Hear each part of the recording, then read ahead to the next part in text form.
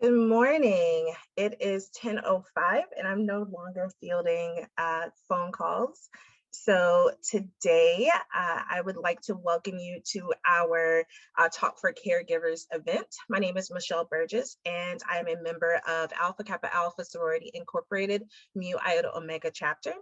And November was National Caregivers Month, and we celebrated by providing Uber-like services for the caregivers in our lives, in our communities. However, we know, especially as a sorority filled with women, we know that caregiving encompasses much more than a single month.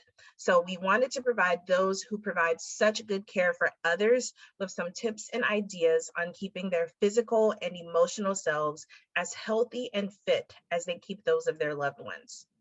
So today we just want to take a moment to reflect on all that the caregivers in our lives do for not only those they are caring for, but also for us. Today we thank caregivers for having the courage, skill, and sacrifice needed to do what is often hard work. We pray that caregivers are blessed with peace for their anxieties, joy for their fears, hope for their despair, and light for their darkness. To begin, we would like to share a special tribute to the caregivers in our lives and communities. Then Ms. Bernice Johnson will present today's speaker.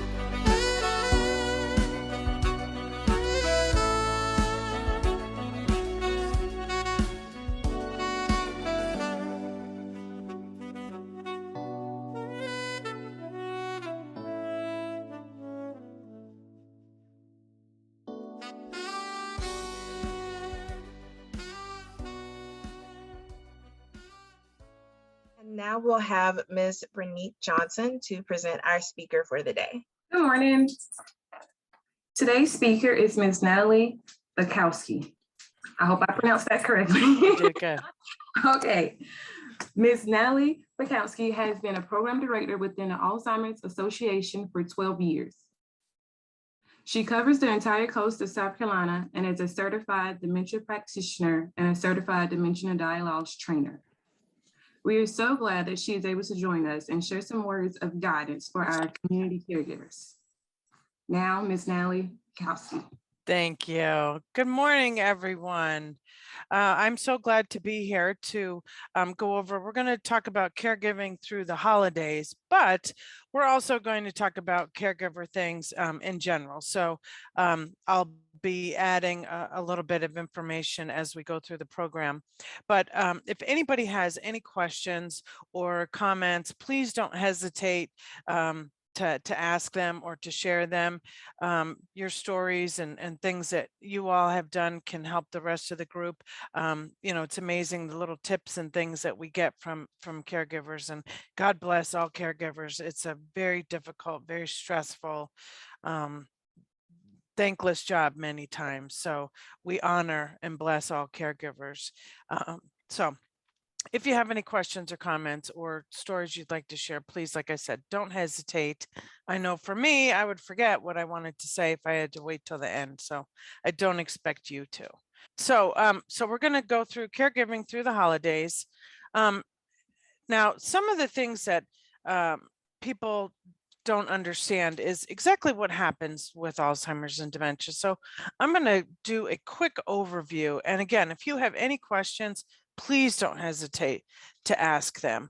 But Alzheimer's is the most common cause of dementia. So between 60 and 80% of people that have dementia have Alzheimer's disease. Now, dementia is like the umbrella term. It's kind of like saying someone has cancer. There's so many different types of cancer. Well, it's the same thing with dementia. You know, there's Alzheimer's disease, there's vascular dementia, there's Lewy body dementia, there's frontotemporal dementia. There's so many different types of dementia, and they do affect the brain differently. So the thing that people have a hard time kind of wrapping their heads around is exactly what dementia is. So it is a disease of the brain. It's similar to saying someone has heart disease or kidney disease or lung disease. It is a disease of the brain. As we age, our brain ages right along with the rest of us. That's why we need readers where we never used to. That's where we get arthritis, or we have to write things down because we can't remember everything like we used to. You know, who walks into a room and forgets why they walked in there? Those are normal parts of aging. Forgetting names, those kind of things, that's a normal part of aging. But when a person has Alzheimer's disease, their brain shrinks an additional 30 to 40% over what normal aging brain shrinkage is. So a person has a difficult time being able to retain new information. They can't understand the consequences to their actions. You can't reason and rationalize with the person. So, okay. So like I was saying, explaining about the brain not only shrinks on the outside, but it shrinks on the inside as well. And it gets large holes in it, similar to Swiss cheese. And people's brains shrink in different places. So that's part of why people can have different behaviors. And then again, depending on what type of dementia a person has, it will affect their brain functions, such as a person with Lewy body dementia. You'll notice before you even notice any memory loss, their gait, their balance is off. They will start to trip and fall before you even notice that they're having short-term memory issues. A person with frontotemporal dementia will have maybe behavior changes before you notice memory problems. So that's just a quick overview of dementia versus Alzheimer's and what happens in the brain. Does anybody have any questions about that? I know people are always wondering, you know, what really happens with the person's brain. Okay, no questions. All right, so moving on. What we're going to do is we're going to talk about some goals for the holidays. We're going to talk about some tips and preparing for the holidays. We're going to talk about readjusting our expectations for holidays. Okay, so again, we're going to talk about some safety concerns and learn how to address them, and then we're going to talk about some gift ideas. Okay. Some people get stressed when they think of holidays. You know, some people get excited. So we're going to breeze through that quickly. So holidays obviously are a time when we connect with family and friends. We can kind of go through sentimental times, family traditions. We give and receive love and thanks, and it's a time for us to practice our religious beliefs. And our emotions can get high. It can be a stressful time, whether it's shopping, whether it's finances, whether it's work schedules, all those kind of things. Traveling, it can be very chaotic, very noisy. And so when a person has dementia, like I was saying earlier, their brain is shrinking. And not only does it shrink on the outside, like I said, but it shrinks on the inside, where it's harder for them to process things. And they can seem very sensitive to things that used to not bother them, such as chaos and noise. Even if a person has maybe those Christmas ornaments that make noise or flash or something on their tree, that can actually really bother a person with a disease of the brain, just because they have a hard time being able to understand it, to focus on it.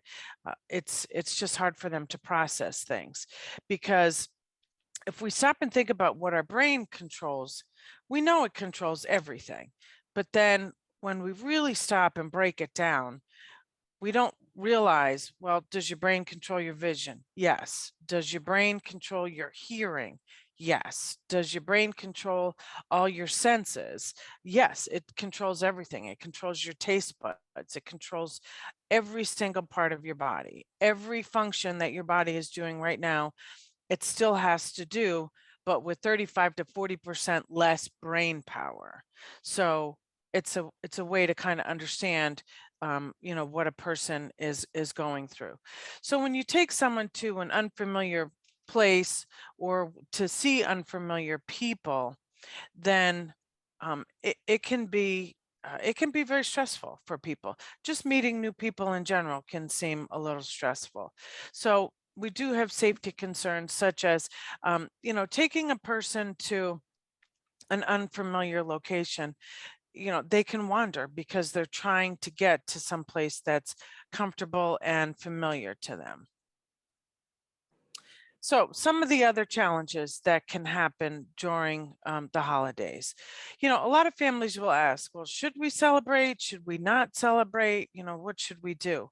Well, depending on how progressed the patient is through the disease process, one of the good things to do is maybe pare down the size of the celebration.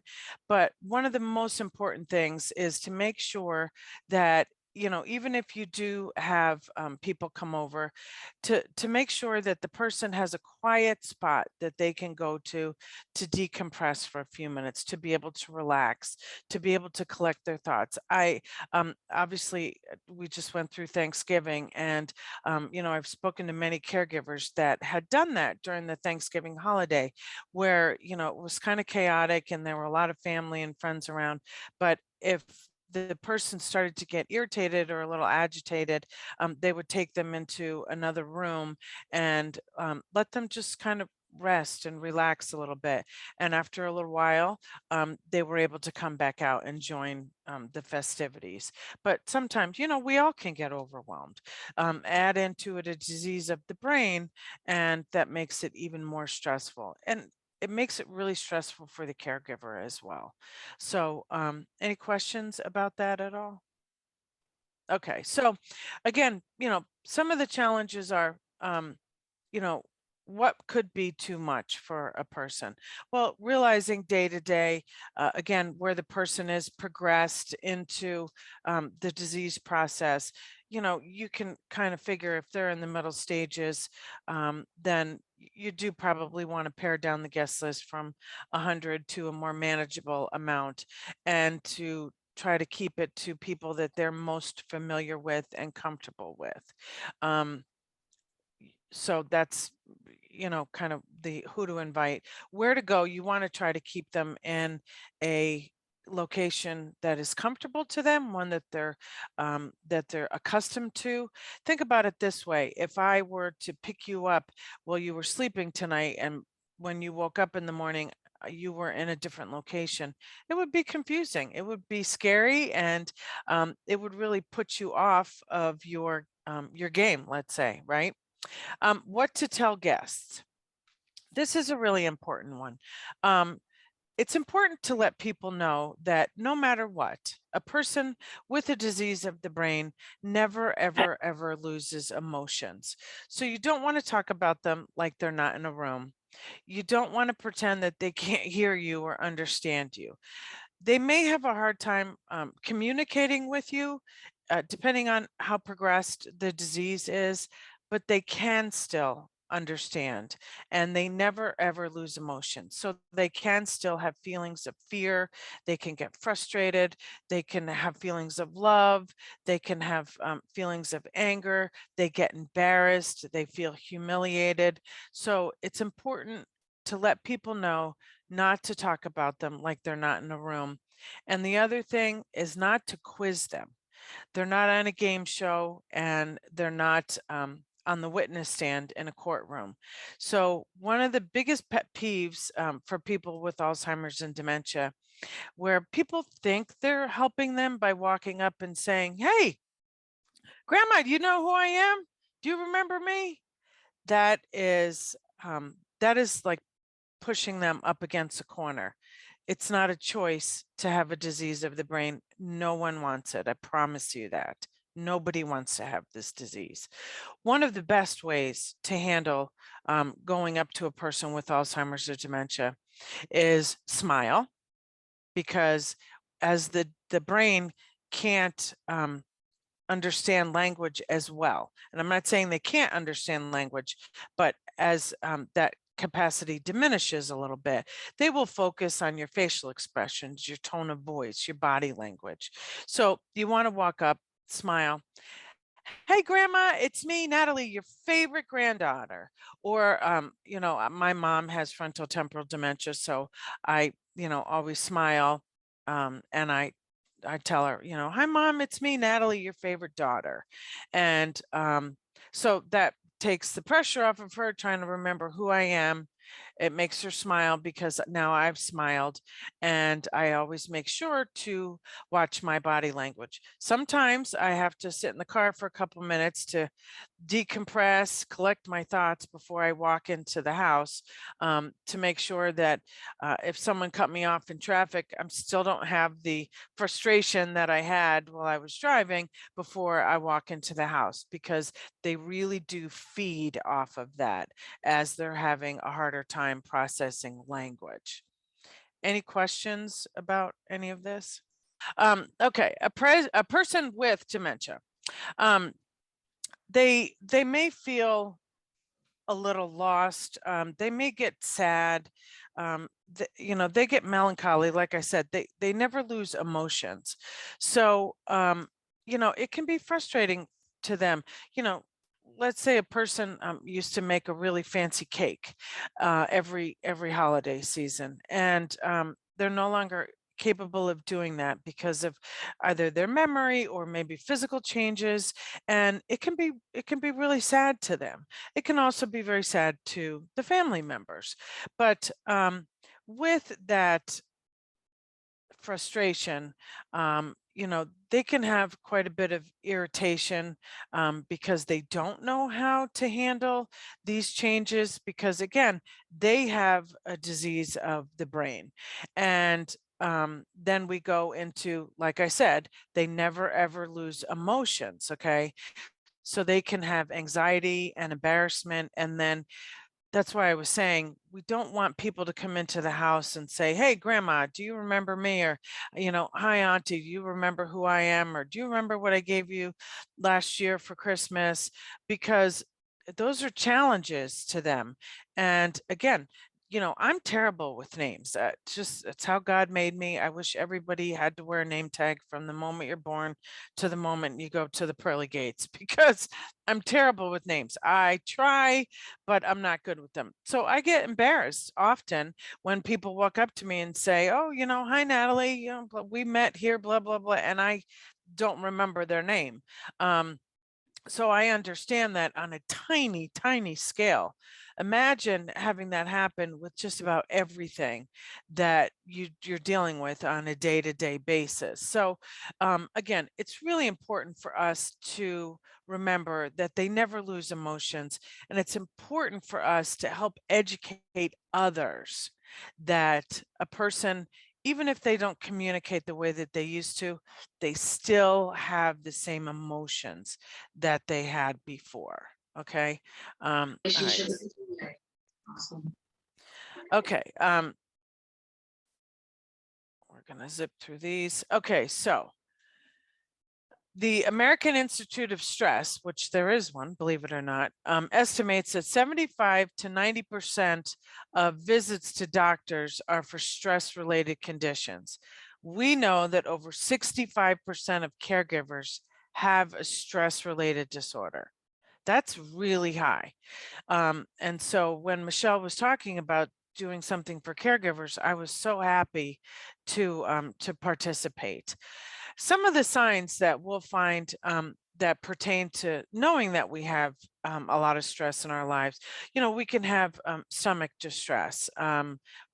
We can have breathing difficulties. We can have shortness of breath, um, muscle pain or weakness, sleep disturbance, headaches, chest pain, a lack of energy, changes in eating habits. And it could be due to caregiving stress. It could be due to some holiday stress. It just depends. But it's important for all of us to take a little bit of time every day and just decompress.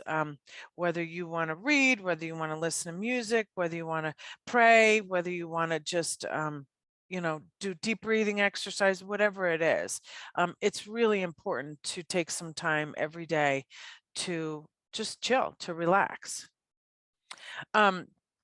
So knowing some of the other signs of stress, emotional signs, sadness, anxiety, agitation, frustration.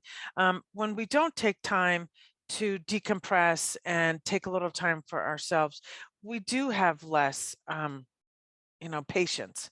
And so we can jump at people a little more often. Little things that used to really not bother us can really seem like a major mountain to overcome. We just don't have the patience that we used to. Loneliness. It is so lonely being a caregiver often.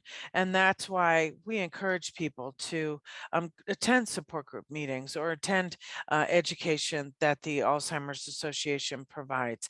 And in South Carolina, just to let you know, we will pay for home care for a person to attend support group meetings or education so that they can have a break and get some time to do something for themselves. And there's also the Alzheimer's Association respite grant through the Area Agency on Aging. If anybody has any questions about that, I'd be happy to get you that information. So loneliness, guilt. We all sometimes feel like, oh, we shouldn't have jumped down their throat, or, oh, I was a little short with my answer, or, you just feel like you're not doing everything right. Well, the great thing about being a human being is that tomorrow you wake up and it's a whole new day, and you've got to let whatever happened yesterday stay in the past. We are not perfect. We are going to make mistakes, and we need to forgive ourselves, and we need to just move on and just try harder the next day. Again, it's really important to take some time for ourselves. And so when I say try harder, I mean to try harder to do something for yourself. I can't tell you how many times I have insisted and forced caregivers to take a break. And then afterwards, they'll call me and say, oh my gosh, I never realized how much I needed a break until after you forced me to take one, because you get so caught up in taking care of that person that you just don't even realize that, you haven't gone to the doctor in 2 years, or you haven't gone to get your hair done or go to the dentist, and now you're having health problems or dental problems or vision problems, and you didn't even realize it. So I'm giving everyone that's a caregiver a prescription to take care of themselves and to let you know that you're going to be a better caregiver when you take some time for yourself. And again, I'm happy to give anybody any information they need regarding some services that can be available. Okay. So it can also cause increased nightmares and concentration problems. That's a big one. So first tip on coping with stress: we want to try to minimize stress. Maybe instead of making a 12-course meal, maybe you can have friends or family that are coming to visit bring a dish, and or you can order stuff here or there, but let people help you. Think about this. I know it's hard a lot of times for us to accept help from others, but I myself have learned that people don't offer help unless they mean it. Like, I won't walk up to you and say, hey, what can I do to help you, just because I have nothing else to say. I'd say it sincerely. And I find that most people, when they offer assistance, they mean it. So it makes people feel good to be able to help you, to be able to do something. But most people don't know what to do. So when someone says, hey, can I do something to help you? Well, maybe have a few things that you really could use some help with, such as, if you're having a Christmas dinner or Christmas parties, say, yeah, it would be really great if you could bring an appetizer to our December 16th event, and maybe come an hour early and set the table. Or yeah, it would be great if you could come and sit with grandma for a couple hours while I went and got some errands done. Telling people what it is that you could, use some help with usually makes people, oh, good, because they want to help. They just don't know what to help with. You can say, yeah, it'd be great if you could stop by one day and, do a load of laundry or run the vacuum cleaner, or, pick up some groceries for me. People want to be able to help. So, taking a little bit of that stress and responsibility off of your shoulders can really make a big difference. And then in turn, you're not as much of a stressed out caregiver. See? Okay. So again, understanding the disease, and that's what we're here to help people to understand what the process is of Alzheimer's or different types of dementia, and to kind of know where your loved one is in the process of the disease. We have early, mid, and late stage. And flexibility is next to godliness. Like I said, we certainly learn a lot about flexibility and not having the most steadfast plans. That's a little funny in there about Santa. So tips for avoiding stress. Okay. So being able to, again, have flexibility in your routine. Internet or catalog shopping can certainly help, instead of having to go out, fight the traffic, fight the crowds, standing in lines and all that kind of thing. So maybe that can take a little bit of stress off of, caregivers. Again, everything in moderation. maybe don't have 50 different types of food at an event. Maybe just have 10 things and, 3 things to drink, and let 2 people bring 2 of those drinks, and let, 9 people bring 9 different dishes. Exercise. Now, I know people stress out when we say exercise, but a couple things. Harvard did a huge study a few years ago that if you walk outside your door for 6 minutes, not a big deal, right? Walk outside your door 6 minutes and then turn around and walk back. That reduces so much stress. It gets your heart flowing, your heart pumping, and that helps the blood and oxygen to get to your brain. It's good for your heart. It's good for your brain. It's good for your stress. It makes us healthier. It makes our memory better. It helps to, get our cognitive functions better. So you can walk outside the door for 6 minutes and turn around and walk back. And it's a really good way to help your overall health. Again, accept the unexpected and lower expectations.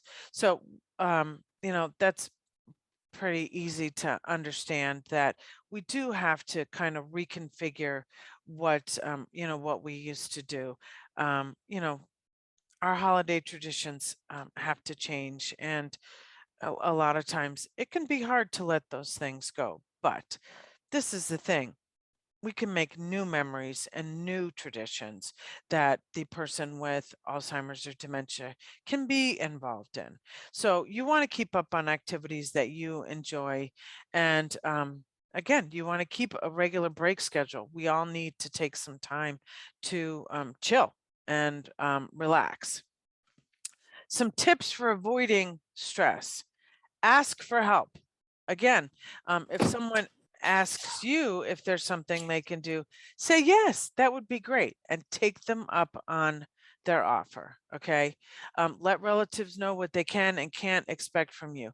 Let them know that, if you always came and, spent a couple days helping a relative decorate for Christmas, and you can't this year, just let them know, I'm so sorry, but I can't do it this year.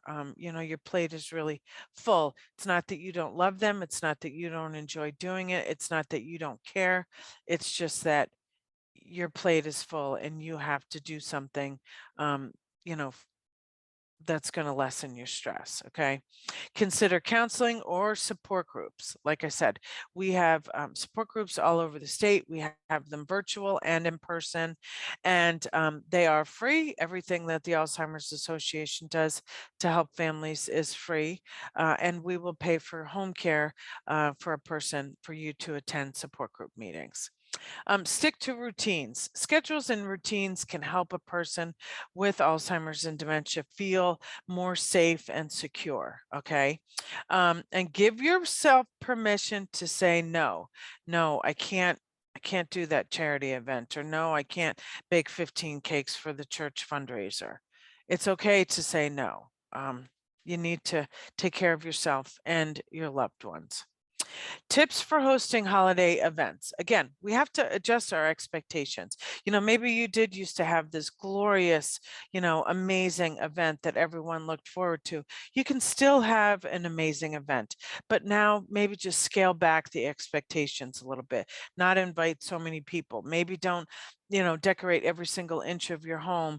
Just do it in a certain area, something that's manageable for you. Okay.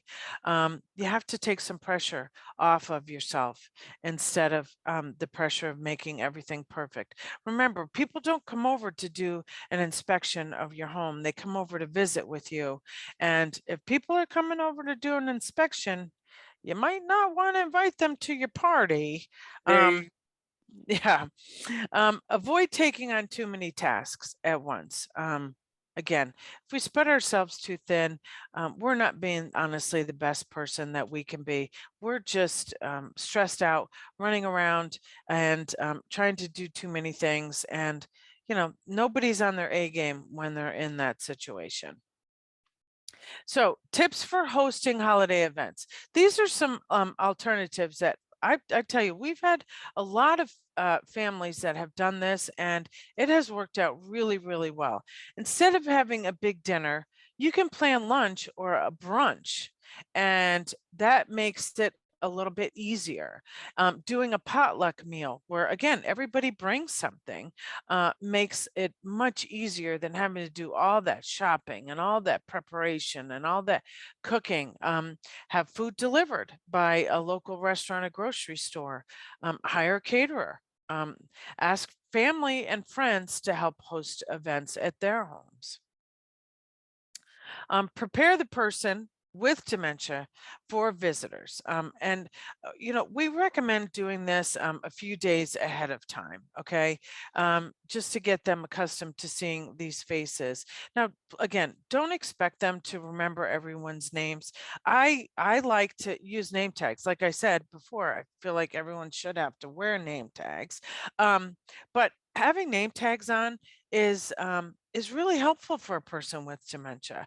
It can be helpful for the other people too, people that maybe don't remember everybody's names, because what'll happen is a person will, they'll want to stop going to family events and gatherings because they can't remember names, and people will quiz them on, do you remember my name? Do you know who I am? So by having name tags on, that takes that pressure off of everyone, which is a good thing. Showing pictures and discussing, maybe talking about past memories, fun memories, obviously, of people would be a way to start getting them ready for an event. And again, we want to make sure that they have a quiet area where they can retreat to when they do start to get a little bit hectic. And we want to minimize the decorations that confuse a person, and we want to keep the room bright. I know that a lot of people, during the holidays, myself included, like to have dim lights so nobody can see the dust bunnies, or what I have, around my house, or where my husband didn't paint that corner very well. But I've learned that when you're dealing with dementia and Alzheimer's patients, like I said earlier, everything is affected by the brain. So their vision is not very good. Just like as we age, we don't see as well in the dark. Our eyes have a hard time adjusting to the darkness. Well, a person with Alzheimer's and dementia has a really hard time seeing in dark rooms. So just to keep that in mind. Schedule events when the person's mood and attention are at their best.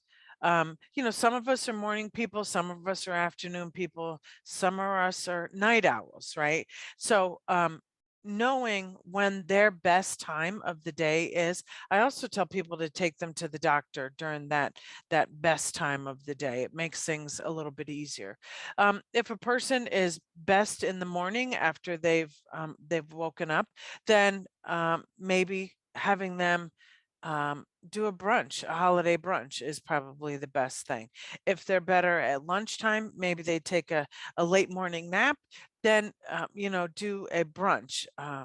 If they are better later in the afternoon after a good long nap, then maybe do a happy hour type event.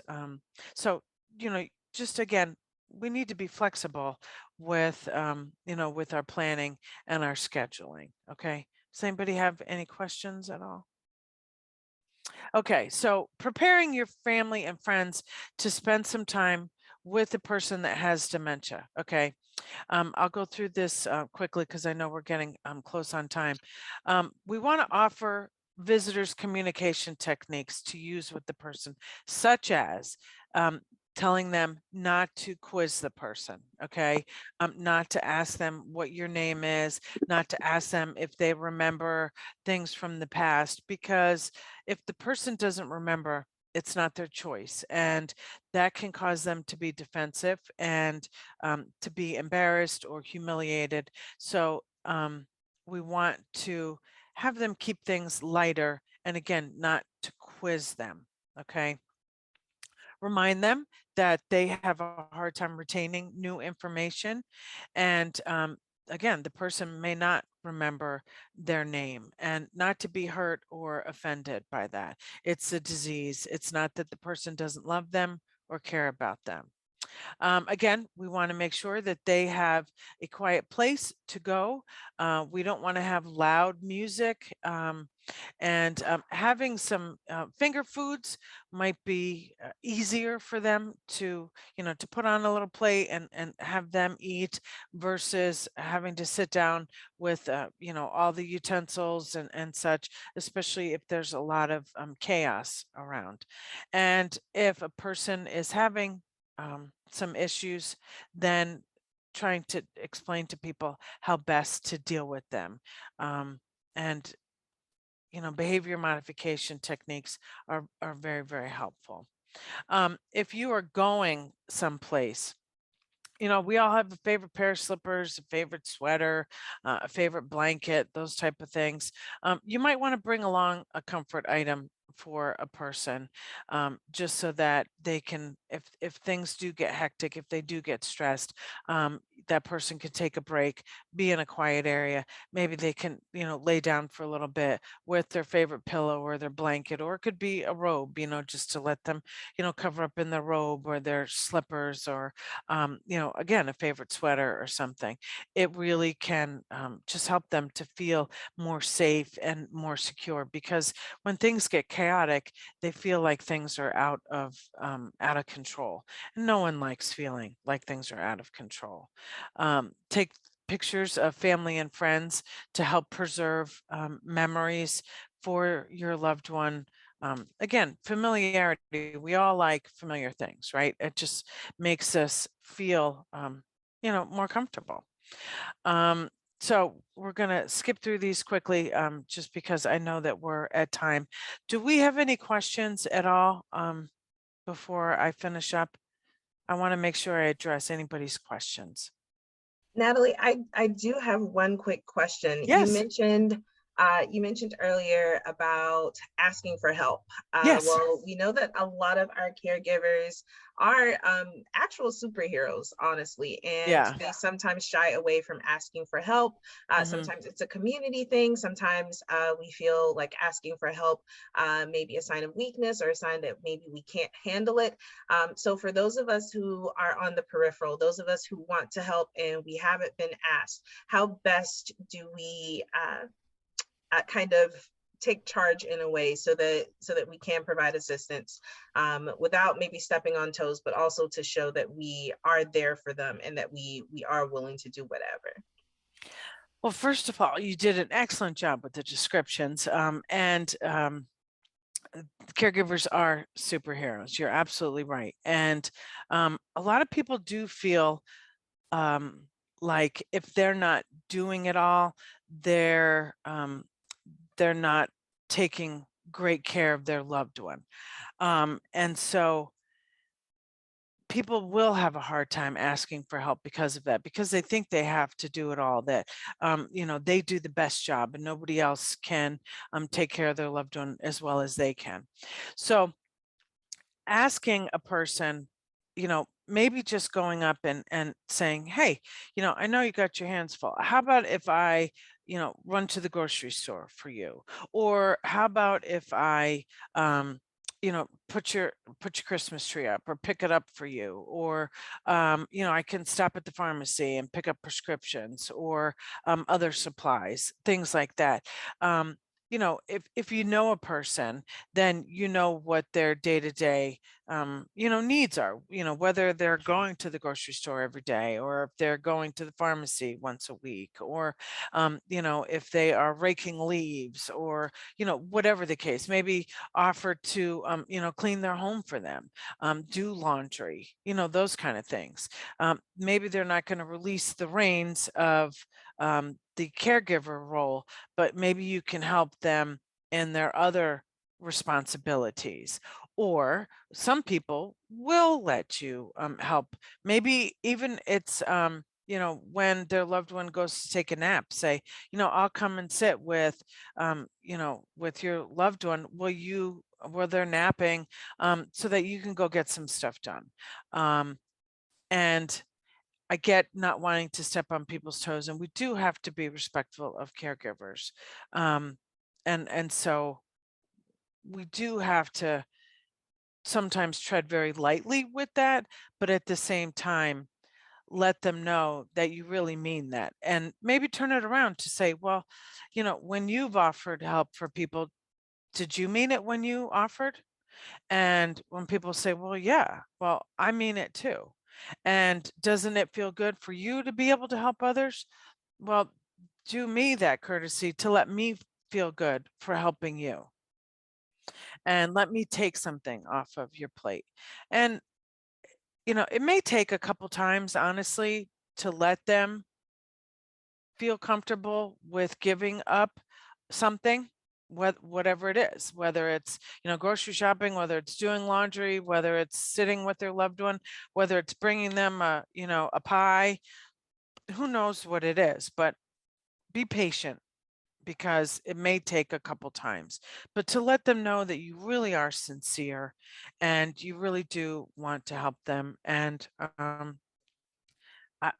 most of the time people will start to put their defenses down because people do feel guilty. People do feel like they have to do it all. And that is not the case. No one person, and like I said, I've been doing this for over 12 years. It's not that the person can't do it. No one can do this disease alone. And that's what I tell people. This disease is bigger than one person. Not just one person can handle the disease. It's not the caregiving part, it's the disease.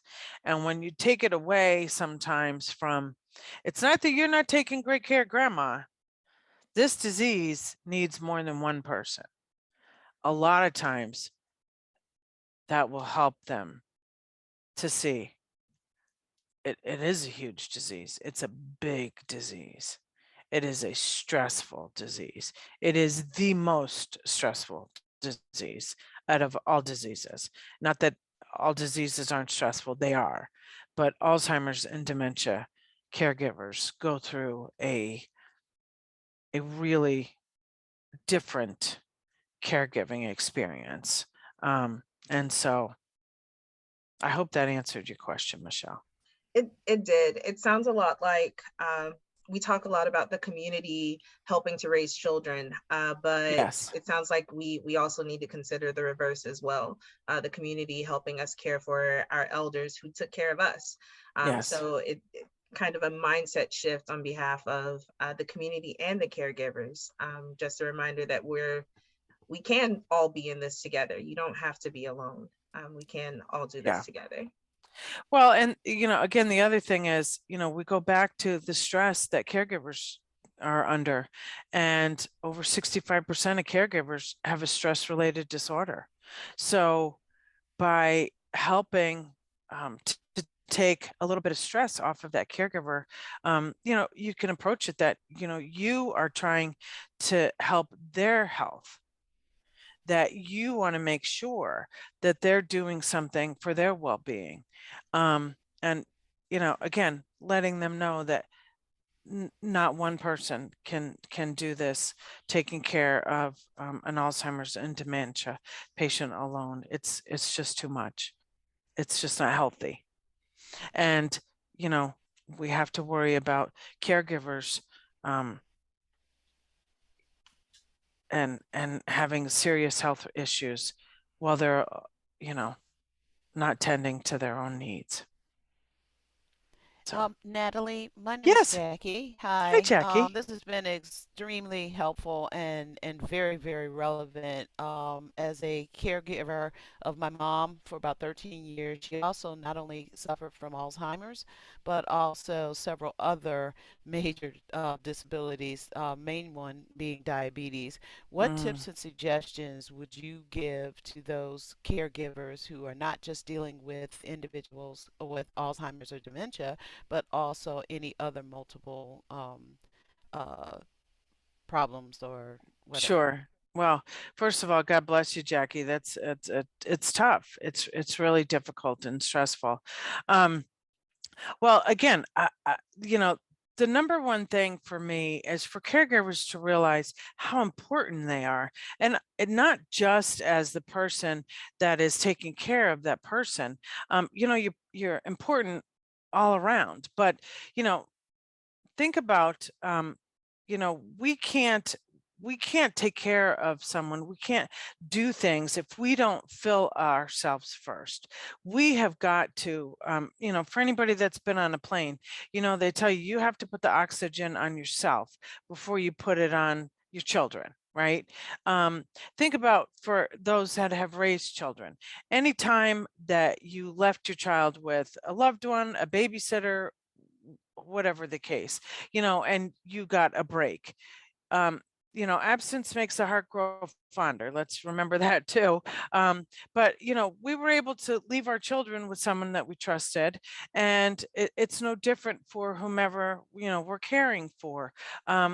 We need to take that time for ourselves to take a break, because again, you don't realize how stressed out you are until you take a break.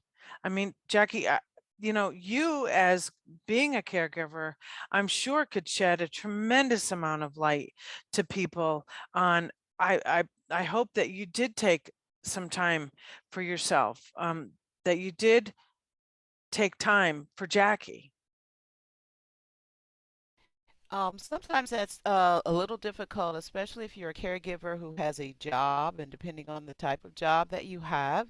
I'm a former and retired educator, and I think Michelle, there's a couple of us who are educators. Mm-hmm. You're not only caring for the loved one that you have, but you also have some other family members that may also need some care, not as bad in terms of dementia or Mm-hmm. Alzheimer's, but other health issues. And then you also have your work schedule. And so it's extremely important to, I call it my caregiving, team, Mm-hmm. so to Yes. speak. Uh-huh. I Good for actually you. had to call friends and literally have a moment with all of my friends all in the same room and say, "Hey, look, I really need some help." Good for My you. my job had me traveling across states. So as you mentioned, there are times where you think as a caregiver that you are the only person who knows how to care for that person, how to do what they need, etc. But you do have to, caregivers, if you are out there listening, you have to tell other people, first of all, I am caring for dot dot dot. And then explain to them why they've been chosen as a special person because they're a special person in your life. And you hope that they actually do care about not just the person that you're taking care of, but but you as the caregiver. So, have some people tell them. I think I want to, just follow up on what Michelle's just said, and that is sometimes we don't know what to tell people. Make a Mm-hmm. list, tell them, and it's not a list of things they can do. Make a list of the things that are going on so that those individuals will understand and help them understand. And that only takes have your little brunch, have your person who has Alzheimer's or whatever in another special room while they can rest and they're not actually listening, because you did say, Natalie, that they still can hear, they can Yes. still comprehend in some, Right. special ways. So you don't want them to think, oh, somebody's conspiring with them or, Right. about them. Absolutely. So, Yes. please, please, please, caregivers, tell people what's going on.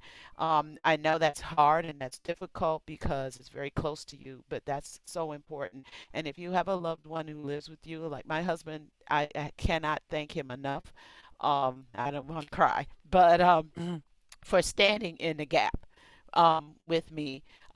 Sometimes you have to put a loved one and make a decision to put a loved one in a skilled nursing facility or assisted living Mhm. facility, and then you really worry because when you get those phone calls at 10 or 11 o'clock at night that says, hey, we're having this issue, we want to let you know, you don't sleep. And so you really do need the support from them. Yes. Excellent. Thank you so much, Jackie. As Jackie was talking about, letting people know, writing things down, you know, you can write down and maybe post on the refrigerator, or if, some people use a whiteboard or a chalkboard, where you can put down things that you could use some help with. Some, people will post, just like grocery items, or, again, things that you could use help with, or you can write down changes or in the person's behavior, or, things that, maybe if your loved one is in early to middle stages, you can have someone come and take your loved one out for a little while. Maybe go take them for a drive to see Christmas lights, or to do Christmas shopping or something, just to get them out a little bit and give you a break. So there's a lot of different things that are available to to give a person a break. But again, it is important to take some time to do something for yourself. And it sounds like Jackie had a crazy schedule, and again, it's important to take a little bit of time. It does make us a better caregiver. It does make us a better spouse, a better child, a better friend, when we are not so stressed. So thank you again, Jackie. Does anybody have any other questions or anything? I know I've gone over on time, and I'm very sorry. It is no problem. Okay, well, again, the last thing I'm just going to say is, there are respite services available for, your loved one. If, if you would like to go to a holiday event party type thing, and, you want to know that they're home safe and sound, there are grants available and things. So there's nothing wrong with you going and enjoying some time. Okay. All right. We're good? Anything Yes. else? Thank you so very much, Natalie, my for joining pleasure. us. Thank you for providing some background on the differences, first of all, between dementia and Alzheimer's, and then some practical tips for kind of alleviating the natural stress that comes along with the holiday season, but also the added stress and busy schedule of someone who is caring for someone else. Yeah. Thank you so much for all of the resources and tips that you have shared. Perfect. Yeah, I was going to say, I sent Michelle a bunch of different ideas and tip sheets and things. So you can ask her if you are interested in receiving some of those. We've got some good information on there. I apologize for the technical difficulties that we had. I really am sorry about that. So forgive me. It is no problem at all. We Okay. thank you so very much for You're your time, welcome. Natalie. And everybody have a wonderful Christmas and Happy New Year, and have a good day. All right, and before people leave the call, we have one more thing for our caregivers. We actually have a drawing for some gift cards for our caregivers. So I believe Ms. Brittany Sherman is going to be doing our drawing for gift cards. And again, as Natalie mentioned, I have access to some streamlined tip sheets, not quite as much detail as Natalie was able to share with us today, but I will be posting some of those tips throughout the holiday season for our caregivers. And to be perfectly honest, I think there's still a misconception of what a caregiver is. There are a lot of people that I don't think identify themselves as caregivers, and you really are. So a lot of the tips are pretty practical and can be used by anyone, whether you think you are a caregiver or not. And I believe Brittany is ready for our drawing.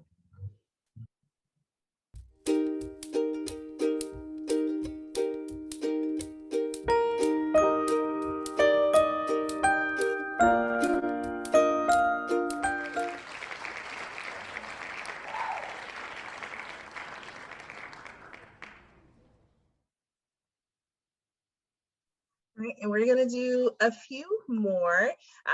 If you are one of the winners, please stay on the call after we end so that we can get some contact information.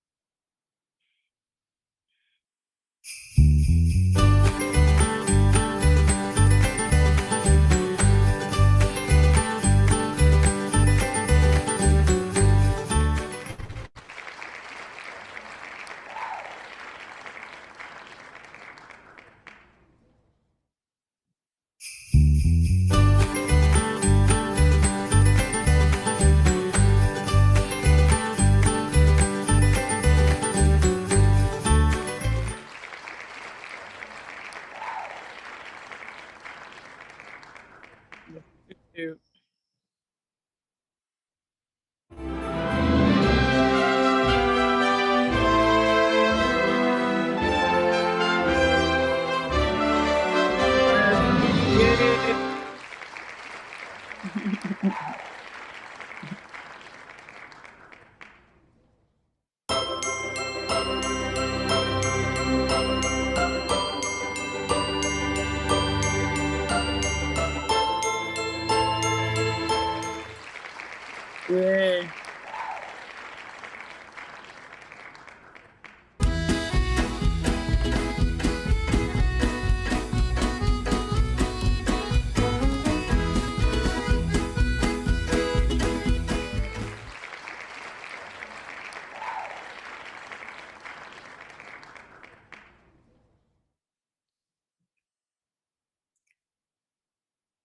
All right, and before we wrap things up, we would like Dr. Benita Steffens, our chapter vice president and chair of programs, to say a few words.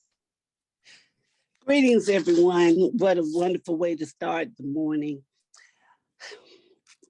As I was reflecting on the comments given by the speaker this morning, I think about how dementia and Alzheimer's has affected the African American community in a very, very large way. And one of the things that I think about is not just our time, but the financial resources of taking care of our own. So I'm a caregiver, a long distance caregiver, working with my aunt to kind of take care of my father. He's 86 years old and he's stubborn as I don't know what. And he needs a little care, but doesn't want a lot of care. So that makes it difficult sometimes to see about him. I try to get over there to Gaffney, South Carolina, which is 4 hours away, at least once a month to check on him, to see about him.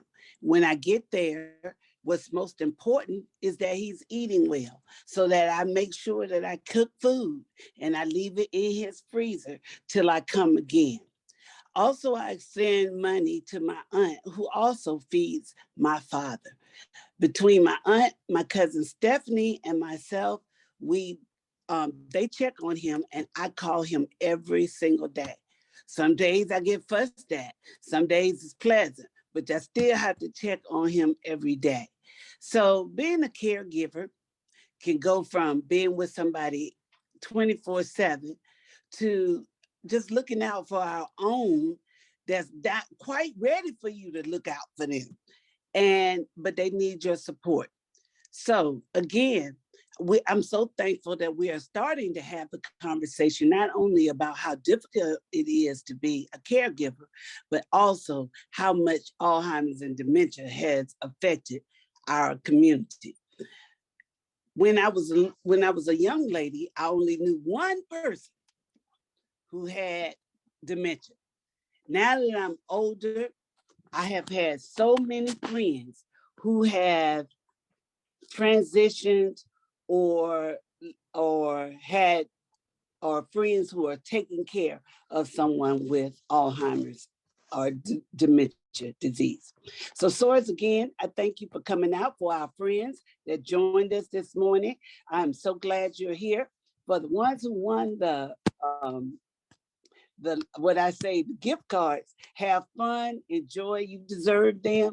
And on behalf of Kappa Alpha Sorority Incorporated, Mu Iota Omega Chapter, I'm glad you joined us this morning, and have a great rest of your afternoon.